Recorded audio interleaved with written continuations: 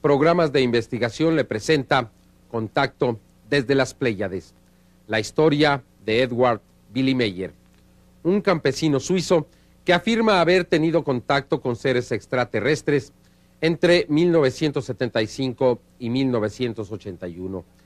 Más de 10 años después, el caso se mantiene como uno de los más completos que se hayan podido registrar e investigar en la historia. Meyer presentó 125 fotografías, 8 películas de 8 milímetros, así como partes de metal y sonidos de las supuestas naves. Las evidencias fueron profundamente analizadas y hasta el día de hoy se mantienen como una de las pruebas más claras que demuestra la posibilidad de que en verdad seres de otros planetas hayan visitado la Tierra. Las fotografías y las películas fueron analizadas minuciosamente a través de una computadora. Se observó grano por grano la emulsión del film. El resultado certificó que Billy Meyer había fotografiado a un objeto de más de 7 metros suspendido en el aire. El metal fue cuidadosamente analizado por algunos de los científicos más destacados de su campo. Su diagnóstico fue que este metal, la manera en que había sido fundido, no correspondía a la tecnología de la Tierra. Partes de oro, plata y aluminio unidas entre sí, pero sin fundirse.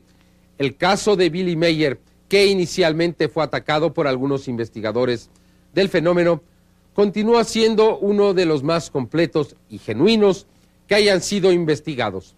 Algunas organizaciones que inicialmente desconocieron la validez del caso, el día de hoy lo han aceptado como un caso verídico. Este video forma parte de la colección OVNI, una colección de 12 volúmenes que presenta la historia del fenómeno OVNI desde el 24 de junio de 1947 hasta hoy. Contacto desde las Pléyades, la historia de Billy Meyer. Sin duda es una de las investigaciones más documentadas que se hayan realizado. Este video es presentado al público por primera ocasión y constituye un verdadero documento para aquellos que desean conocer la verdad alrededor de los objetos voladores no identificados.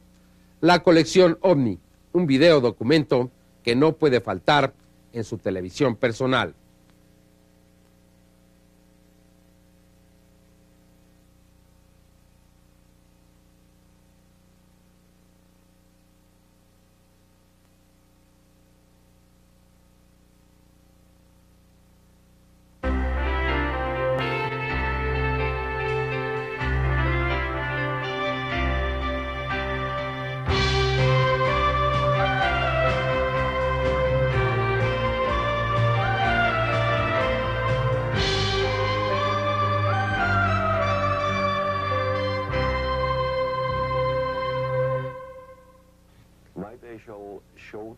En la historia de la investigación del fenómeno extraterrestre, el caso de Billy Meyer, un granjero suizo, permanece como el más completo. Más de 125 fotografías, 8 películas de 8 milímetros, partes de metal y grabaciones de audio demuestran la fortaleza del caso. Las advertencias y predicciones presentadas hace más de 10 años corroboran la autenticidad de la fantástica historia de Billy Meyer, como el hecho de que se abriría un hoyo en la capa de ozono y que el gas de bromo y sus derivados eran los más peligrosos. 10 años después de haber concluido esta experiencia, aún se mantiene como una de las más importantes y espectaculares en la historia de la investigación del fenómeno extraterrestre. The first 2 years, especially Lee, he tried to disprove the case. He tried to understand how Meyer had the capabilities of hoaxing all of the material. All of the analysis that we did, the photogrammetric analysis, the movie footage analysis, metal analysis, sound analysis, nothing could determine how he hoaxed it. It all came out very positive. So for 2 years, we were involved in this discussion of trying to figure out how he did it. Well, what was interesting about this man is we put him through a lot of hell. We conducted PSE examination, psychological stress evaluation. We invaded his private domain, his house. We lived there. He allowed us to interview his kids, his wife, his friends. He didn't try to stop anything. He didn't try to hinder us. And we spent a lot of time there. So we felt, gosh, this guy, he seems legitimate, but still we had to try to prove it to ourselves that this was really happening. And we had to conduct a lot of science and scientific investigations. But after 2 years, we found it was easier to believe he was having contact than trying to figure out how he's manipulating this whole story. How's he getting metal? How is he bonding metal in a strange way? How is he taking these photographs unless they're real? And plus there was 40 witnesses confirming his story. El coronel del ejército, retirado, Wendell Stevens, primer investigador que entró en contacto con Billy Mayer, nos ofrece su opinión 10 años después. También recuerda algunas de las predicciones que se hicieron a principios de los 80s y que se hicieron realidad durante la última década. El caso se mantiene. 10 years after, we are convinced that what we saw, observed, and reported at that time is exactly as we reported it. Yes, that's correct. Then you make a lot of testing after that. What happened? What were the results of that testing? Well, the results of the testing showed that the metal samples were truly exotic. To this day, we have never found a way to duplicate those pictures that Meyer took. We have never found an accomplice that helped. We have never found any way that those pictures could be faked by suspensions, by montages, by double exposures, everything you can think of. And you have to remember that Meyer was not a photographer. He was not familiar with special effects. He wasn't even very familiar with photography. He barely knew how to load his camera. Presentamos a usted un nuevo programa en video del caso de Billy Mayer y su contacto con seres de las Pléyades. Contacto es la historia con nuevos y fascinantes detalles alrededor del caso. Detalles que eran aún desconocidos para un gran número de personas. Esta es la primera ocasión que se presenta al público en todo el mundo. Contacto, una historia real.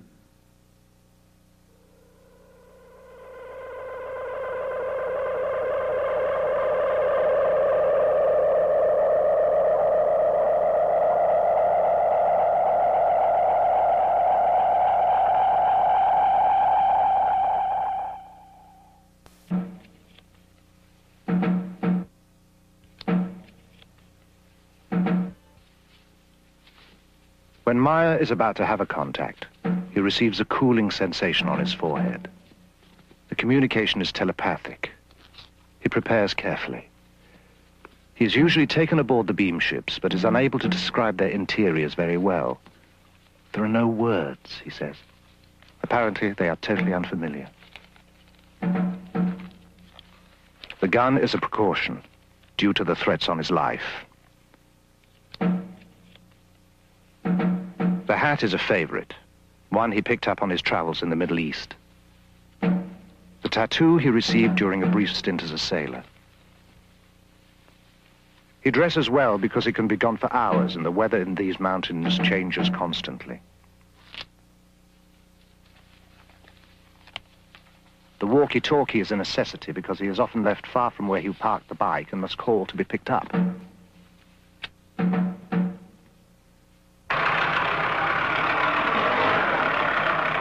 Meyer feels the Pleiadians can communicate with him because his vibrations, the natural frequencies of his mind, are compatible with theirs. Each human on Earth and each human over the whole universe has different vibrations.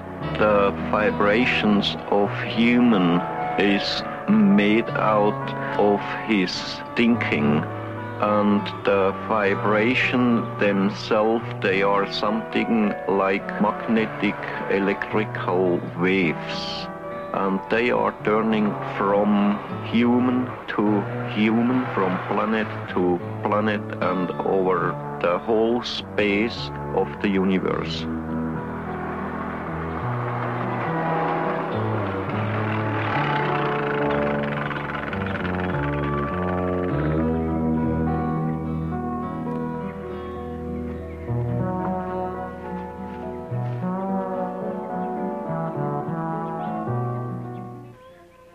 When entering your terrestrial state, we must make an adjustment in our vibrational patterns. It is similar to your adjusting the fine-tuning on your communications devices. In our case, it allows for the clear perception necessary for an exchange to take place.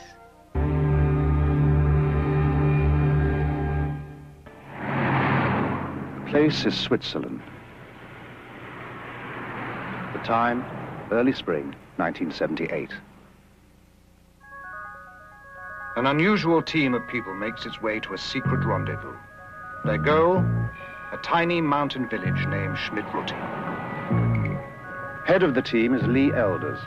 Based in Phoenix, Arizona, he runs a company called Intercept that deals in industrial counter-espionage. Britt Elders, his wife and partner in Intercept, specializes in electronics. The third member of the team, also a partner and longtime associate, is Tom Welsh. They were brought here by Wendell Stevens, retired Air Force colonel and for over 20 years one of the world's leading UFO investigators. Their mission? To check out one of the most remarkable UFO cases ever reported. One that has been called alternately too good to be true, the hoax of the century, or the start of a new age for humankind. Stevens leads them over a circuitous route, winding through back roads and stopping often along the way. Why all the precautions? Well, I didn't want to tell you this before, but this man's been shot at. Shot at? Yeah, somebody's trying to kill him. Why? I don't know. There's some people are spooked by this whole thing, and he's being threatened. Thus begins what was to become a 5-year investigation. Before it is over, they will be embroiled in controversy and forced to use every resource at their command. Hi, Billy. Nice to see you here again. Yeah. I brought my friend's been telling you about. This is Britt Elders. Hi. Good to meet you. Lee Elders. His name is Edward Meyer. He is called Billy, an old nickname that sprang from his fondness for heroes of the American West. Buffalo Bill, Wild Bill, and Billy the Kid. He is a farmer. He claims he has been in contact with beings from another world. He also claims to have proof of these contacts.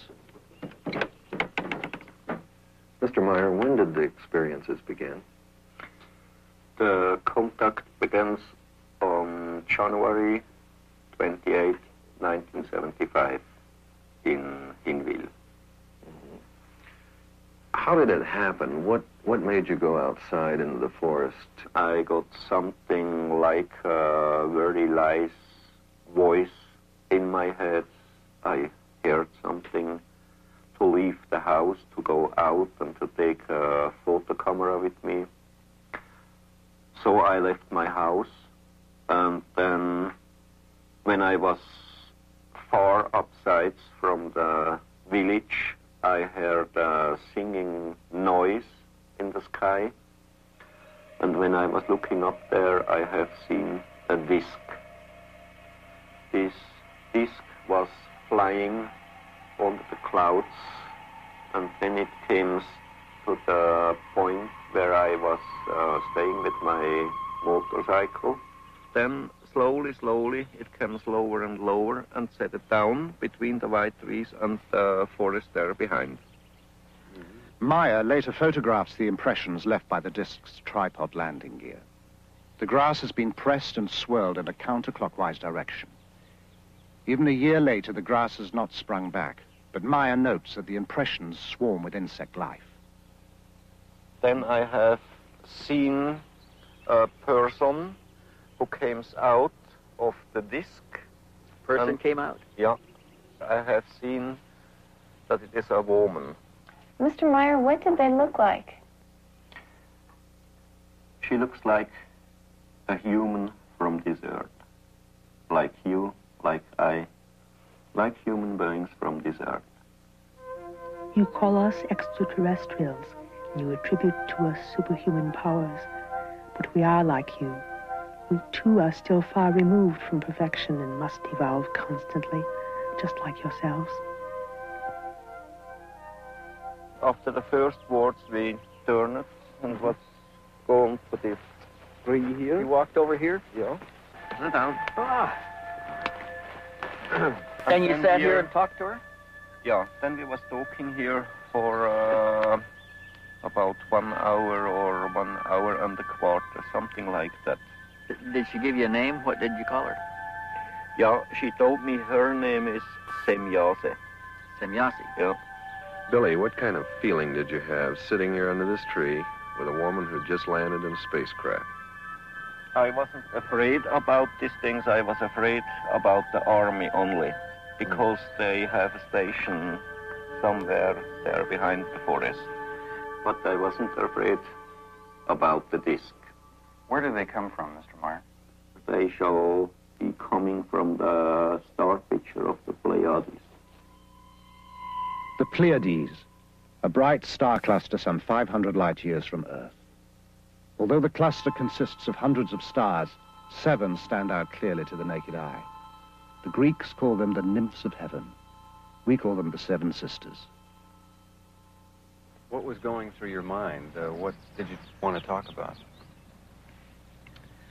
You see, my head was full of questions, but the most of the time she was telling me, and I hadn't many chances to ask her something.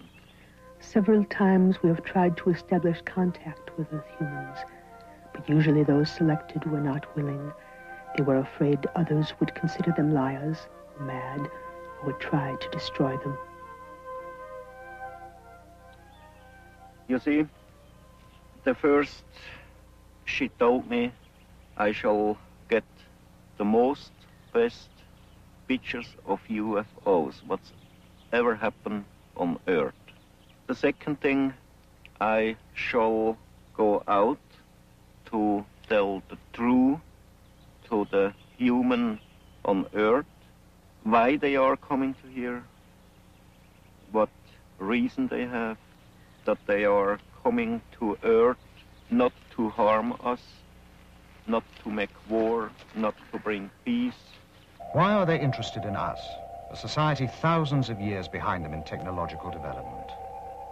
According to Maya, we share common ancestors. Their forefathers were our forefathers. We are, in a sense, family. This is the place, Bergerumlikon, where I took that picture. Show us how you took the picture, Billy. Oh. Maya takes the team to other contact sites and demonstrates how he operates his cameras. I have here a small wheel to turn the film, and I can get the picture. You see, on this way I put on my camera. We're taking movies, right? With a film camera on a tripod, Maya can shoot stills with his 35mm camera at the same time. And then I can start to film. Here I got the movie when was the ship hanging there up, and when it after was jumping. By jumping, Maya means the ship disappears and reappears. From that out, I always got the electrical hit. By electrical hit, Maya means an electric shock. He also noted a light shift at each event. On this place I had one... Maya takes the investigators to over a dozen sites, describing the craft, which he calls beam ships, and relating the information he says the Pleiadians gave him. You see here, you see there the road, and on the middle of the distance to the road was the ship hanging in the air and bubbling in a very strong wind.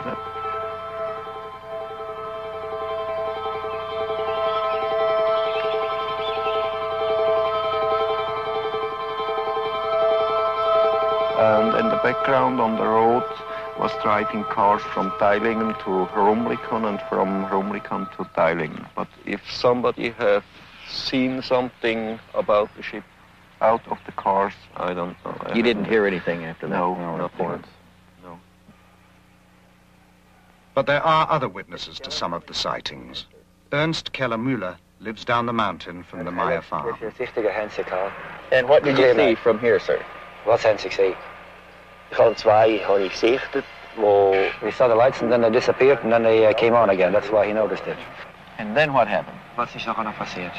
Dann hat sich das, was abgeleuchtet hat, sich dann leicht abgesenkt, ein Stück weit. The one that had the light going below also went down. Went down to the ground? Not all the way to the ground, but the other ones stayed in the same place and this one went further down. Isn't that the direction of Schmid-Ruti over there? Yes, that's the direction of Schmid-Ruti. Have you ever heard of anything going on over there in the Schmid-Ruti area? A couple of days later, he called Schmid-Ruti to find out. Did you know Mr. Meyer at that time? No. And then behind us the forest, it was a little light. Bernadette Brandt, a computer programmer. So? And it jumps like a ball. Like it bounced? Like a ball. It goes up and down and up and down. Did it get bigger? When it goes up, no, the same greenness. When it goes up, it was white, and when it goes down, it was red. The nearest thing to a government official in the area is the postman in the village of Schmid-Ruti. Have you seen any of the photographs yourself? Ich habe 2, 3. Only 2 or 3. Do you believe them? Ja, ich weiß es nicht. Ich kann nicht. He says he can't imagine how you can take a picture like this. He is the kind of a guy who only believes what he sees himself. Jakob Bertschinger works the farm with Meyer. Okay, he saw the light ball going away from here, but then it stood still, that ball of light, and changed direction, came directly towards him with an unbelievable speed. My name is Elsie Moser. I'm living in Niederglatt. I am a school teacher. The first time when I saw it, it was up here I saw it with about 7 other people. Were you frightened? No, not at all. I was thinking, oh, well, okay, now I have seen one. Guido Moosbrugger is not a neighbor. He lives about 2 hours away in Austria. He heard about the Maya experiences and came to see for himself. Have you ever had any experience with Billy in connection with these things that are going on here? Yes, I have seen a few demonstrations myself, especially at night, and was present at the landing site during one landing, and I saw other things. A lot of things happened in those 6 years. You have seen things with your own eyes. Did you ever photograph anything? I was allowed 2 times to photograph at night. As we sat inside the car, we saw all of a sudden to the north, above the meadow, out of nowhere, a fire-red disc, about as large as a headlight. And then what happened? And then it suddenly disappeared. Then there was a short pause, after which, at the same place again, appeared all of a sudden a silvery white ball. Then there was another pause, and then the same ball appeared again. It flew toward us, got larger and larger, then shrunk, collapsed, and then, like magic, it was gone. And best of all, it looked like a shower of sparks. In all, over 30 other witnesses corroborate Maya's testimony. The contacts continue at a furious pace, sometimes 2 or 3 a week. Maya claims to have had over 130 meetings. He has taken hundreds of photographs and has over 3,000 pages of notes. For a long time, we've had an urge to contact someone who sincerely wants to be helpful in our mission. Here and there, we open such contacts with inhabitants of different worlds, but only when they have developed enough to become rational, thinking beings. Then we prepare them for the thought that they are not the only rational, thinking beings in the universe. Poppy, how long have you and Billy been married? Now, 6 years. And you were married in Greece? Yes. Uh-huh. What did you think when Billy first told you about these experiences? Her English shaky, Poppy reverts to German. Ja. Schwierig im Anfang gewesen. It was difficult at the beginning, weil erst einmal because she never knows anything about this case. Oh, she didn't know? No. When did she find out? ich habe nicht rausgekriegt. She says Billy takes a long time that her tell her something from the UFO. And then how did you feel about it? Beunruhigt einerseits, weil and she was thinking why this happened all to me. and ask him some questions about all this case. And it was very difficult for Bobby. Were there times when you had just had it up to here and you couldn't take any more? She never was thinking to leaving this whole case, but she was crying and fighting against Billy and against the whole case. At one point, Poppy admits, she was so fed up she burned half the photographs. Today the feeling is other because she knows very well about the whole case and things about the Pleiadians, and this is very important for her. Listen here.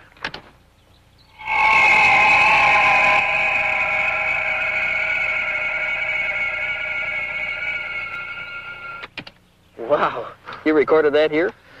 My wife recorded this one here, and in the meantime, I've been there down very standingly with the other recorder. You had another recorder down Yes. there.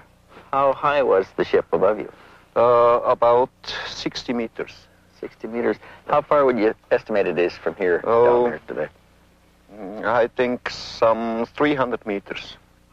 The sounds bear no resemblance to anything Stevens has heard before. Maya gives him both tapes for analysis.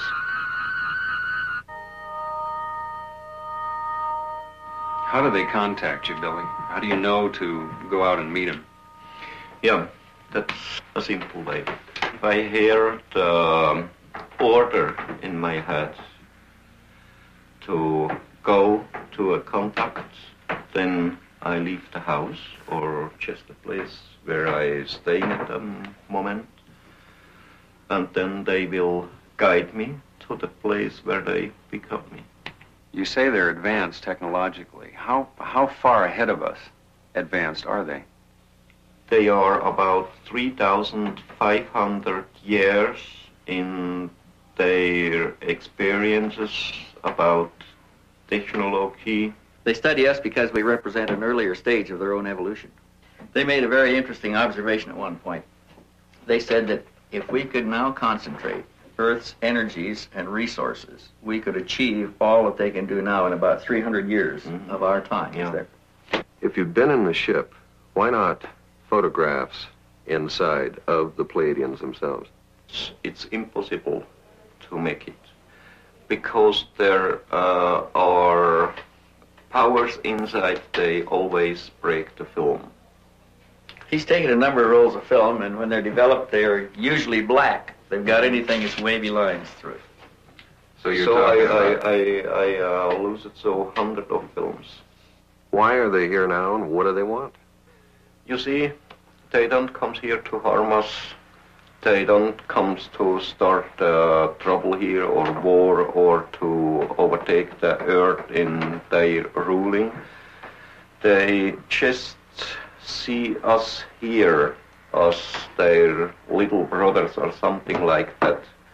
And they want to bring real teaching of the natural life and of the spiritual belonging, spiritual teaching, spiritual life, and all this. But they must want something from us. They just want nothing. Nothing. You see, for the human on Earth, it's impossible to believe this, but that's really the truth. They just want nothing from the humans on Earth. The session goes on for hours. To every question, Maya has an answer. The investigators are unable to shake him or to find flaws in his story.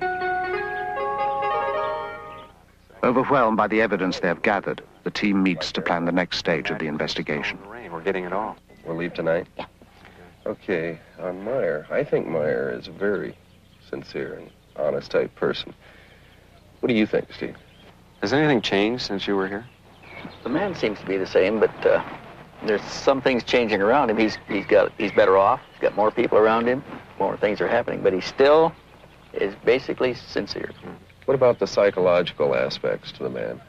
Do you think it's possible that he's a little schizoid? I mean, it's difficult to tell if what he's saying the Pleiadians are telling him is actually coming from them or coming from him. Well, how do you determine that? Well, we can never prove Too many that other people involved. aspect of the case. Others have seen the same thing. There's a terrific cross-section of people here. You've got a school teacher, you've got a commercial pilot, you've got a businessman, you've got a CPA, They're as good as any average cross-section of society we've got. And they all tested him themselves to their own satisfaction before they ever got this far. Well, I think we ought to go back and throw the book at this one. Everything we can, top technology we can get involved. I think we ought to let the chips fall where we may and just see what we find. We're going to run down and say goodbye to Meyer, and we'll tell him goodbye for you. Give him my best. Okay. I'll see you later.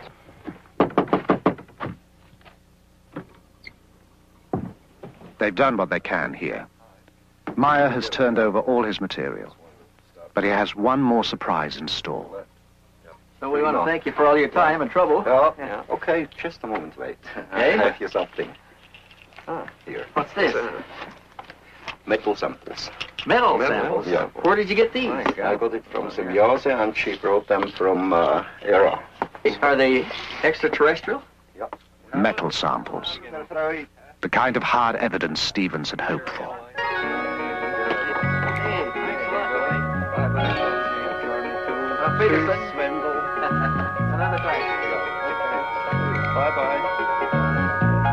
We got the Vogel tape in. Great. Back in Phoenix, the investigators begin to sort out the massive material Meyer gave them. There are hundreds of photographs, the 8mm films, sound tapes of the beam ships and the fragments of metal. They know they will have to call in scientists from a variety of fields to help assess the evidence. The task appears monumental. They decide to check the photos first. If these are fake, the rest doesn't matter. Here we have our image. The ground is below. We'll place this on the platen, emulsion side up, in order to focus on the emulsion. The first step involves translating the photographic image into digital information, the language computers can read. We can start this machine from the point which it is at now and scan 500 lines, 500 points per line, at a very small aperture, and watch the results of this scan being placed, digital information, keep in mind, onto a display. All right, over here on our display, we can observe what the densitometer is doing. This microdensitometer is the same one used to help analyze the photos beamed back from space by the U.S. Pioneer mission. And tell it that we want to go 5 microns between each pixel. It will be digitizing a ½ centimeter square, scanning the first lines. The digital information will be sent on for an analysis that will take weeks to complete. Meanwhile, Welch and the elders decide to learn what they can of the history of UFO experiences. But can you give us some more background on this phenomenon? What is this all about? Well, it's not a new thing, Lee. This thing's been going on for a long time. How many sightings have there been? One of the researchers calculated that there may be as many as 70,000 reports in a year, worldwide. Is there anything these sightings have in common? Okay, there are some common things, commonly reported. First of all, they're always accidental. UFO pictures, up to this point at least, are accidental. They happen once, and they're gone. In Stevens' files are over 3,500 photographs of UFOs, some from early in this century. Most were single sightings, some observed by several people at the same time. In Perry, Ohio, the whole town watched a UFO at twilight for 30 minutes. In Brazil, a Navy photographer took a series of photos of a UFO flying over his vessel. Observers at NASA have spotted UFOs at our space launches. Tientsin, China, Woonsocket, Rhode Island, Norway, Corsica, Japan, New Jersey. These are among the sightings that are reported. No one can guess how many go unreported. Mary, do you have that file that we had on spectrographic analysis that we did? Oh, yeah, Tom, it's As right the investigation continues, results from the testing begin to come in to the Intercept office in Phoenix. Hey, Lee. Hey, Tom, what's up? Just got this back. We sent this photograph over to Neil Davies. Just got his report back. Neil Davis. Physicist, aerospace industry subcontractor. Right, okay, got it. Examined the photograph with microdensitometer. Also, these you're seeing here are the black and white color separations that he did, and let's see what the results were here. Examination of these plots did not reveal any details which would cast doubt upon the authenticity of the photograph. And there's more. Color copy negative, color separation. Nothing was found to indicate a hoax. And his conclusion is even more interesting. Let's see, black specks, positive. Nothing was found in the examination of this print which could cause me to believe that the object in the photo is anything other than a large object photographed at distance from the camera. Meyer reported 6 different configurations of Pleiadian beam ships. Davis analyzed what the investigators designated as Variation 2. Variation 3 now goes to computer analyst Jim DiLatosa. This is the new picture that we digitized last week using the microdensitometer. We transferred it over to floppy disk here. Have you found any anomalies yet of any kind? Anything? I find strange things, but nothing that would tell me that someone's tampered with the pictures. I see. Nothing indicating a hoax method or indicating superimposition or anything like that? Nothing that I can find. Have you been working on the grain at all yet? Yeah, I have. Well, what are we seeing here? What we're seeing here is that the film grain holds up the way that it should. In the pixel distortion test, it appears to me and to the computer that this object was photographed in the same original piece of film at the same time that the background was photographed. In other words, no overlay. Hey, Lee, look what I got here. Stevens has more news. We got a report back from Shellman. Sound analysis. He had sent the sound tapes Meyer took of the craft to Robin Shellman, specialist in sound identification. He found some things we didn't hear on there. Such as? Well, he picked up, besides the basic sound, he picked up a small dog barking. Of course, we could hear him. He picked up a European police siren. We never heard that. He picked up a crow cawing. Wait a minute. How in the hell does he pick all this stuff up? How does he determine the sound? They've got a sound bank back there that they match sounds in. They can identify known sounds. Okay, on this sound bank of his, anything there to match it? We have. He said he can't match the basic sound. He can match all of the other sounds on the tape, but he can't match the sound of the object itself, the emitted sound. Now look at this. He's concluded up to this point that the machine must have been built for a specialized application. Recognizing the sounds from such a machine may be difficult. Also, later, Shellman will theorize from the sounds what those specialized applications might be. About 4 hertz. Picked an area here that, Next, Stevens takes the metal fragments to be examined under the electronic spectrometer to determine their components. Typical-looking area in the sample. Preliminary examination of the metal has been done in Switzerland.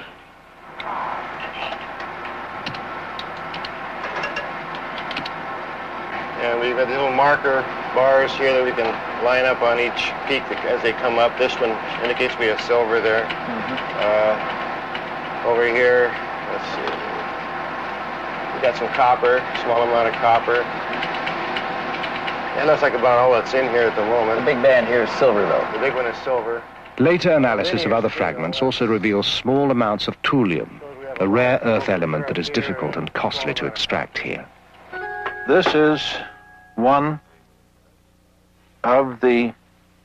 Because of the unusual nature of the findings, the fragments are given to chemist Marcel Vogel, an expert in crystalline structures and inventor of many substances used in computer components. The first specimen I looked at is a metal specimen, which I classified as F1. This is the appearance that it looked at, rather golden colored on one side, silvery colored here.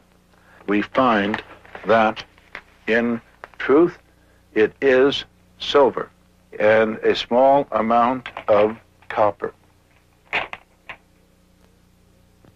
We look at it here, this same area here, under polarized light. What is unusual of this small specimen is both highly crystalline nature, and suddenly we come to a metal section as we see here, and it showed a combination of metals that I've not encountered in any normal bit of metallurgy, both crystalline deposits and metal. Now, we, with any technology that I know of, could not achieve this on this Earth's plane. I could not explain the type of material that I have and its discreteness by any known combination of materials. I could not put it together myself as a scientist.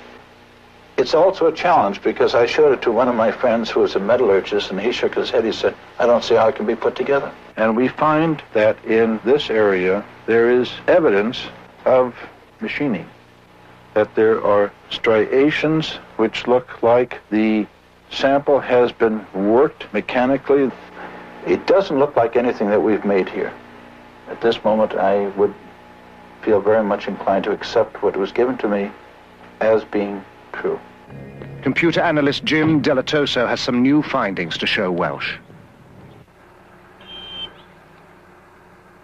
Let's go back and look at this picture again and get some information about the edges. I've discovered this interesting program for measuring the edges of things and comparing it to all the other edges in the pictures. Based on the relationship of those edges? The width of the edges and the properties in the edges. So we're stretching the data in the edges so we can count how many pixels wide it is. And it's very interesting what happens when you stretch them out, because it becomes very clear. Pixels, these little squares, like building blocks, and pretty easy to count. So this one ranges from 5 to 7 pixels wide, this edge. So we have our range here is from 6 to 8. Now what this tells us in looking at all of the edges on the object is, first of all, that it's not a flat piece of plywood hung in the air, or it's not a paste-up that was done. It actually has shape to it. And in this case, a very wide range, which has to do with focus. Some of the object is more in focus than other parts of the object, which tells me right off at that point that we're dealing with something of size to it. There are new photos too, and more film. In some, the beam ship hovers by a tree. Meyer says they use trees as a kind of magnetic ground. 2 or more ships in the same shot are almost unheard of in UFO photos. Meyer has dozens of such pictures.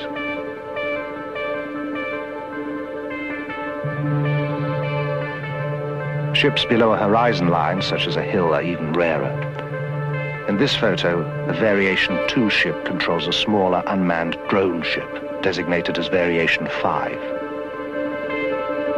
In one demonstration, a Variation 3 ship exhibits a behavior Stevens has seen before. We have often reported a nipping flight. We also have a wobbling flight, where it wobbles around a vertical axis. The bobbing effect, Meyer explains, is due to the ship riding the waves of the Earth's magnetic field, much as a boat on the ocean. What size is that ship, Billy? They told me it's 7 meters. One of the most frequent spots for the contacts is Obersadeleg, a wide valley just 10 minutes from the farm at Schmidruti. Here, Meyer took one of his most spectacular series of photographs. Between both roads.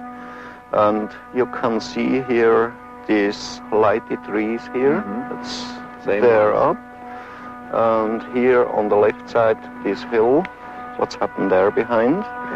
And the trees here down, it's that one there. Yeah. Okay, then is this, where did this come in? This picture I took there. If you go left side a little bit, here, if you go down, like this way here. The beam ship stayed in the area for almost 20 minutes, flying slowly, often skimming the treetops, sometimes just hovering in place. And the ship was a little behind them when I took this picture. And just now the trees are growing up in the last months. They are about 1.5 or 2 meter higher than at the time when I took this picture. Then where did it move? It left that place to the left side. Something like this. And then it was moving over there. You see here the small tree, where it's happened there. This one, that's that there. Did it come across in front of the trees like this? Yes, yes. And you can see there behind, left side of this one, this tree, the higher one there. Yeah. And after this picture, I got the other one to that position there. Further over? Yeah. Wait a minute, I think we got another one in here now. Yeah. The one in between there, right? I had to go back a little bit, there down, and from there I took the picture. That's the tree there down, what you can see. The investigators are impressed by the vastness of the valley, the steep drops and the obvious difficulty of hanging models from anywhere to fake the pictures. The stunning clarity of the pictures and the accessibility of the site gives the investigators the chance to put the photos through another test. Billy, we're using this to measure distance. It's the latest in infrared measuring devices. It's actually a small computer. It's made by Wild Heerbrug here in Switzerland. And what we're trying to do here, Lee is up there with the reflector. And what this will do is send infrared light out and reflect out of that reflector back here. And this will rapidly tell us the distance and will also tell us how much higher or lower he is. That's about where you're standing, right there. That's right, the place, yes. Okay, we'll go to on systems. The precise measurements and photos are fed into the computer. The edges of known objects, such as the trees and the hills, are translated into pixels. Since these measurements are known, the number of pixels in the edge of the unknown object, the craft, gives its distance.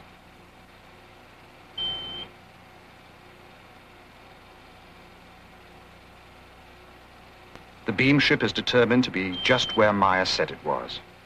Simple triangulation then gives its size, 7 meters, or about 21 feet in diameter. Billy, how many sightings? By now, the investigators have made over a dozen trips to Switzerland. The case takes up more and more of their time and taxes their ingenuity. Each test leads to another, and every result is double and triple checked. To test the possibility that the Meyer photographs were made using small-scale models suspended by transparent monofilament, the investigators bring with them a detailed model of a beam ship they identify as Variation 2. While Welsh flies the model on a hilltop above the farmhouse, Meyer and Stevens snap several rolls of film. The camera Meyer is using is the same one with which he took all the other pictures. The results are impressive. To the naked eye, some of the photos appear genuine. Those photographs, they're interesting. They look pretty good. Pretty good. I saw one difference in them, and that was that those models look white. They don't reflect that silver gleam like the pictures that Billy had.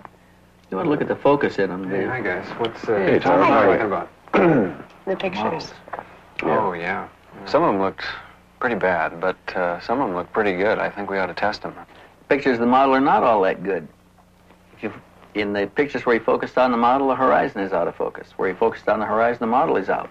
We should put them in there for comparative testing under computer analysis. We've got to have that comparison. So when we look at models, there's a variety of things that are different. That object right there is solid. It's one solid color. There's very little contour in it compared to other objects that are in the photograph. There's no contour to the object. Remember when we looked at the other photographs that were taken by Meyer, the width of the edges ranged from 4 to 9. Point of the story. This is a small model. It's easy to tell small models. Well, we tested that fighter sequence, and that came out pretty good. We didn't find any strings in there. And when we got through blowing it up in the computer, we had the outline of the Mirage fighter, everything. The incident occurred at Schmarbühl. Meyer claims the jet made 22 passes at the beam ship. Computer analysis using the information from a known object, the Mirage fighter, shows again that the beam ship is the size and distance Meyer claims. Much of Meyer's film has been lost or stolen, but the remaining sequences are, as promised, the most astonishing ever released. In one demonstration, the beam ship flies around a tree, which can be seen to sway in the backwash.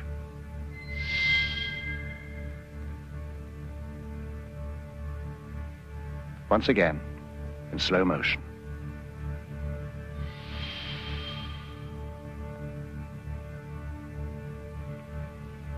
Even slower.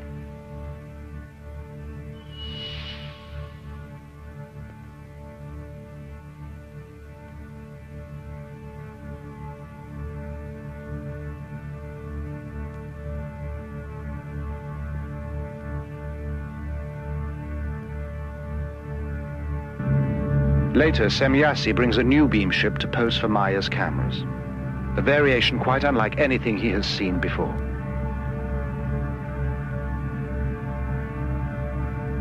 She explains, as best he can understand it, the function of the spheres for propulsion of the craft in interstellar travel. The team had shown the Maya material to a variety of experts in an attempt to learn if any of it could be duplicated.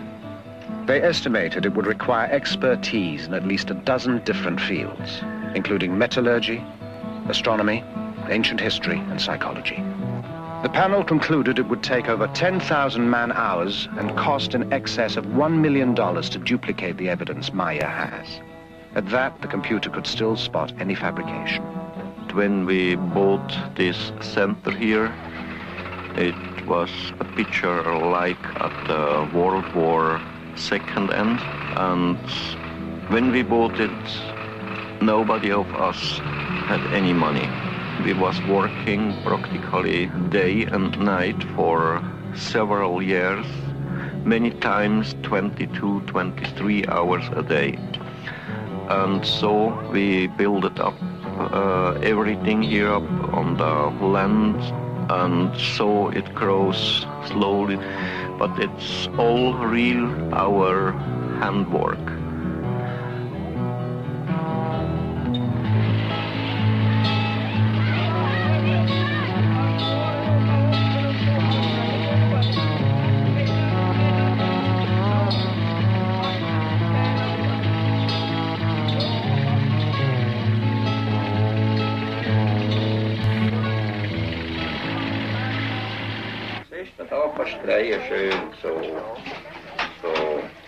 While the contacts continue, life on the farm proceeds at an even more hectic pace.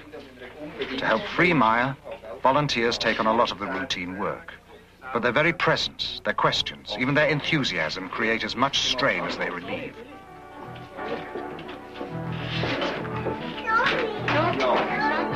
The last 20 or 30 years, there was many people who have seen UFOs. There are many people around the world who likes sensation only.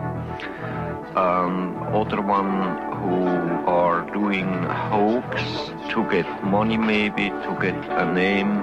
But there are really many contacts and many people who have seen UFOs. Between his work for the Pleiadians and the demand for his attention on the farm, Maya finds little respite. For moments of precious solitude, he retreats to the land he knows. Above everything stands one force alone. We call it the creation. It regulates the laws over all, the life and death of everything in the universe, because it is everything in the universe. Real spirituality comes from the understanding of the laws of nature, the natural working of cause and effect, each contributing to and sharing with all. When you indulge in ritual and ceremony, real spirit pines away until it is gone. A spiritually developed being acknowledges creation in all things, from the largest to the smallest. Following this way, fears and doubts vanish like rain before the sun. The story is by now a sensation in the European press. Every major magazine features Maya and his photos. Television coverage from as far away as Japan spreads the message to a public hungry for even more information. The quiet farm is suddenly a mecca, inundated with visitors eager to meet Maya, see the photos, hear his experiences firsthand. Agapula, come exo. Oota ma ineksa, mi läime optis.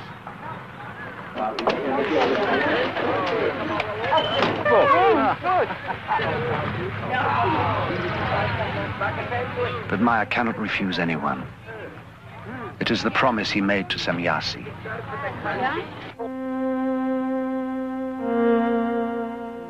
You have whole organizations which investigate our beam ships, but they have little material which is really authentic. However, the authorities already know much about our existence, but they continue to deny the fact of our existence, or even the fact of their research. They want only to rule the cosmos, but they are not even able to create on Earth peace among themselves.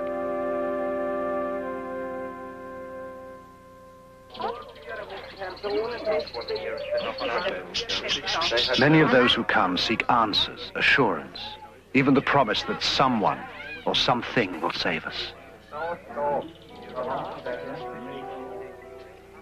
If we want peace and knowledge and love and everything here on earth, we have to change everything by ourselves as human beings from this earth.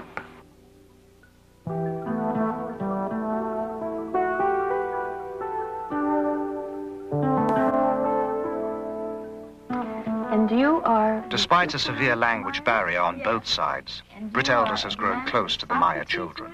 Yes. And Gilgamesh Meyer. Yes. Could you ask Atlantis for me if he's had any discussions with his friends in school about what has happened with the experiences? Mama, ja, and sometimes. Und dann, was haben sie gesagt? They said always, it's not true what he said. And Methuselah, has he talked to any of his friends? Und hast du mit deinen Mitschülern geredet? Ja. Und was haben sie gesagt? Sie haben immer gesagt, UFO Maya. He said they make jokes with him and said to him, UFO Maya like this. And then they have to go to the teacher, and the teacher said to the other people, why you say UFO Maya to Methuselah? And so they are quiet now. Would you ask them for me if they wished that their father had never had these experiences? Atlantis say on one side yes, and the other side no. Why the one side yes? When die UFO jetzt... If Billy don't have seen this UFO, people don't come to us, and not so much fun for him. Not so much fun for him. It is especially hard on the children. With the publicity, security measures have tightened up. The children are taken to and from school, and their activities around the farm restricted. Most vestiges of a normal life have disappeared. But when a threat does appear, it is not from assassins or kidnappers, but a wholly unexpected source. One night, the household is awakened by a brilliant light that bathes the whole area in an eerie glow. Maya, disturbed because he has had no telepathic indications, grabs his gun and his camera. The light changes shape and intensity. It moves out over the valley, illuminating the valley floor, rising and falling until dawn, then disappears. At his next contact, Maya asks Semyasi about the phenomenon. She has no explanation. The Pleiadians do not know what the strange lights could have been. Maya is shaken. You know, everything is going on more and more difficult. I get trouble. I get trouble here in Schmidrütti. I get trouble with the government, with the people around, and... I can understand this, Billy. It's not unique. Anybody that has an experience runs into problems. But the experience is unique. You've got to keep going here. That's true. But, you know, there come some people here from the morning to the evening. Too many of them. All of them want to talk with me. I get trouble with them because I say no. There is some other people who likes to kill me, who likes to kidnap the children. I know it's got to be very hard on you, Billy, but we've got to go on. Yeah, that's to say very easy for you, Now, but not for me. I put a lot of time in this. We've taken your pictures back, we've tested them, we've tested the metal, we've tested the sounds. They all test good. You've got the best evidence that we have in any case, and I've been at this for 20 years. Yeah. And we can't stop. And what you find out, all of it? Is it not true, or is it... Well, we're finding evidence that tends to support the case. It looks like it's really happening. Now, you have your own truth, and you know what's happening, but we've got to demonstrate this to ourselves and to the rest of the people. Please give it some serious thought. I need you. Yeah, that's true, but just now I don't know what I shall do, you know. I'm down, my nerves are playing crazy. My mind slowly is turning over. I have to think over about it. Please give it some serious thought, Billy. We can't stop now. We don't have any other way to go. So I think the world needs to know. I think you feel the world needs to know, but you just don't want to be the one. Somebody has to be. I know, but I have to think over about it. I don't know. Just now, I don't know. For myself, I don't worry. I know the people over all the world calls me sometimes foolish, but too there is some other people who is thinking a little bit. There is other people who is thinking much, and then I don't worry if some of them calls me foolish or mad. Then I think it's very necessary to fulfill my mission, and I don't care about my health, I don't care about my life. If I have to lose my health or my life in fulfilling of my mission, then I have it to do.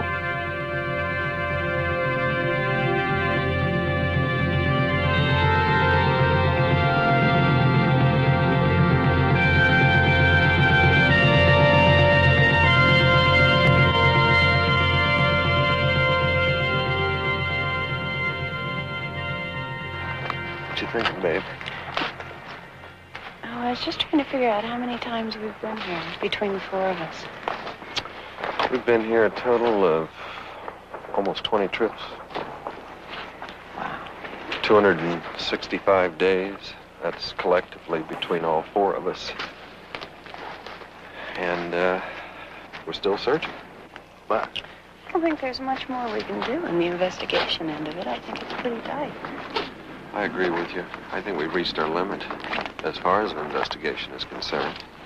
I think maybe now what we should think about doing is telling other people what we've done in the investigation and what we've found. Try to take some of the stigma off of it.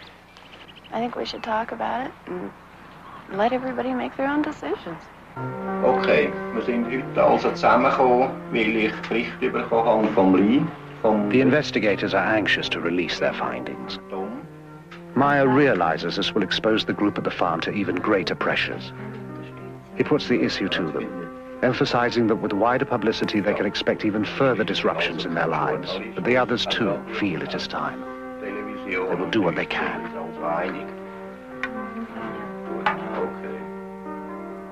Why here? Why in this tiny, quiet, ordered country known till now for clocks and cheese? A banking center, aggressively neutral, a winter and summer resort. Nothing about Switzerland seems to indicate the choice. Except Meyer is here. Pleiadians told me if I like, I can go with them to the Pleiadi, to stay there, to spend my life there. But the Earth, it's a very lovely and nice planet, and the humans here on Earth, they are not better and not better than on other planet. My hopes and my dreams, they are very simple. To bring love and peace and the fulfilling of all the natural and creation laws over all the world.